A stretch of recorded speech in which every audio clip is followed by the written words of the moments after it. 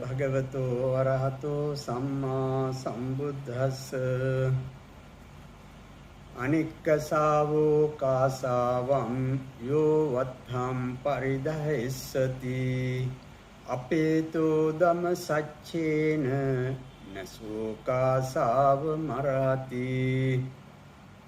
Welcome to the Dhammapada program. This is the verse number 9 of the Dhammapada. This was uttered by the Buddha in response to a question raised by a certain monk in the city of Savatthi. When he visited the Buddha, they had to pay his homage to the Buddha. In this first chapter, Yamaka Vagga, there are few verses that are uniquely referring to the saffron robe ordained disciples of the Buddha. This particular verse was also uttered regarding the conduct of an ascetic who called himself a monk. Once, when Venerable Sariputta and Venerable Moggallana, chief disciples of the Buddha, went from Savatthi to Rajagaha city, there people of Rajagaha offered a morning meal to them. On that day, one person handed over valuable clothes to alms-giving organizers and advised them to sell in case if they run out of money while offering dana to many monks. And if there won't be any shortage of money, then offer it to any monk. But there was no any shortage, so the organizers decided to offer it to one of the monks who deserving of it. They offered that clothes to Venerable Devadatta, since he was a resident of Rajagaha. It was a big mistake because he was an unholy monk. Then a certain monk visited the Buddha in the city of Savatthi to pay homage to him and told the story of Devadatta and the robe. Then the Buddha related a story regarding the sinful behavior of Devadatta's previous birth.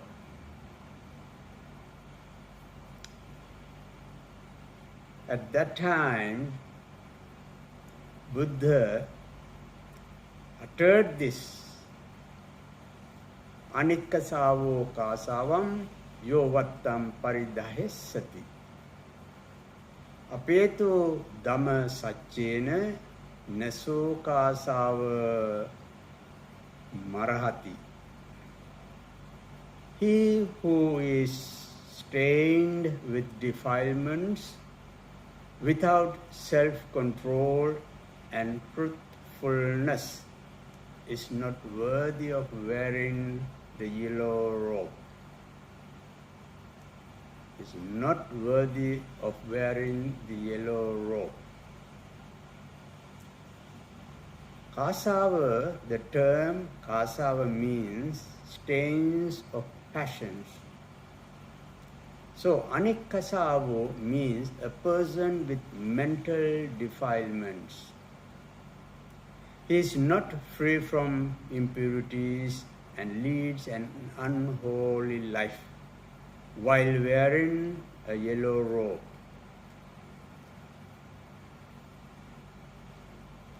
One who is engaged in vattu kama, immoral desires relating to physical organs of external objects, and kilesakam, desire consider subjectively. But again, vattu kama, immoral desires relating to physical organs or external objects. And kilesa kama, desire considered subjectively. The commentator Venerable Dhammapada in his Vimana Vattu Attakatha explains these both karmas in details. Vattu karma and kilesa karma suggest 5 aspects that we are not going to discuss them here in detail. They are considered the karma qualities. It is considered the first of 5 obstacles to final emancipation, nivarana. It is an attachment, upadana, and one of the floods of worldly turbulence of augurs. In a way, it is an intoxicant of mind, asava, according to this Pali verse. So, we talk about karma qualities, nivarana and upadana, augurs and asava. Karma, literary word, desire, most frequently is connected with raga, passions, with impulse, chanda, and greed, gatha. We find many synonyms given in the various places of the Pali text. Thus, excitement, impulse, enjoyment, love, hanging on, thirst, consuming passion, emotional amusements, and confused state of mind, and the likes. This is a question of internal purity and external appearance of a saint or monk.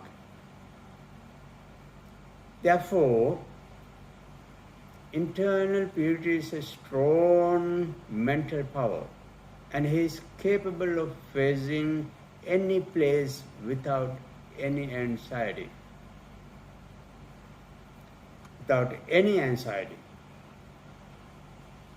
Kasava, the term kasava means a dyed yellow robe.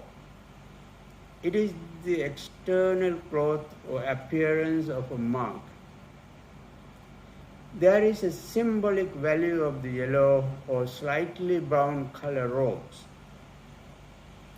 This color suggests the doctrine of impermanence. When a fruit of a tree is going to fall, mostly its color would be yellow or brown. Not always, but when a fruit of a tree is going to fall down, mostly its color would be yellow or brown. So this color symbolically provides the idea of change and impermanence of everything of the world. Especially, this yellow robe is valueless. Before dyeing and sewing, the piece of cloth is cut into many pieces. Then it becomes a valueless cloth.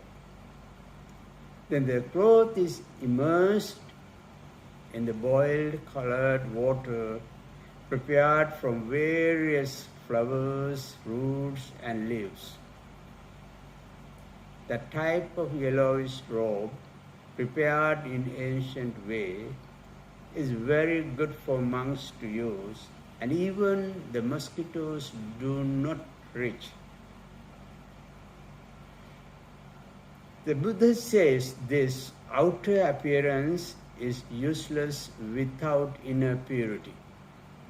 Perhaps the monk may not be totally pious, but devotees still respect and worship to the yellowish robe as a token of respect for whole Sangha society, the unbroken lineage of the community of enlightened and saintly monks from the very distant past.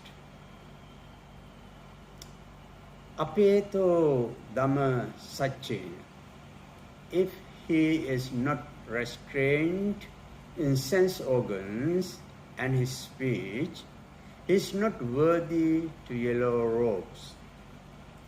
His effort should be taming the mind, subduing the senses, moderation and self-control.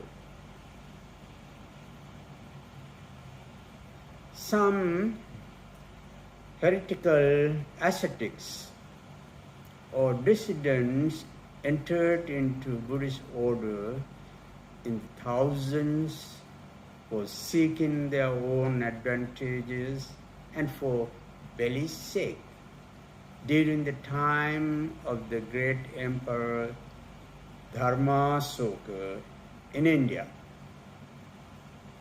It is said that they were leading a monk's life while holding and teaching heretical and orthodox doctrines. So the Emperor Dharmasoka banished them from the Buddhist order and cleansed the Buddha Sasana, Buddhist dispensation. Therefore, it is natural to see such persons and things in any society. So the monks and nuns should reflect whether they are suitable for yellow robe or not.